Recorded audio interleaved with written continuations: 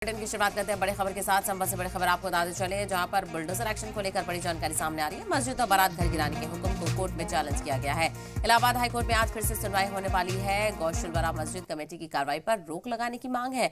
High court ने मस्जिद committee से जमीन से जुड़े दस्तावेज मांगे हैं। सरकारी तालाब की जमीन पर मस्जिद बनाने का इल्जाम लगा है और इसको लेकर बुलडोजर कार्रवाई की भी जानकारी सामने आ रही थी। बारात घर पर बुलडोजर चलाया गया है, तो वही मस्जिद कमेटी ने 4 दिन का वक्त मांगा था और कहा था कि हम खुद ही इसको गिराएंगे, और वो कार्रवाई इंतजामिया कमेटी ने खुद ही अपने आप की।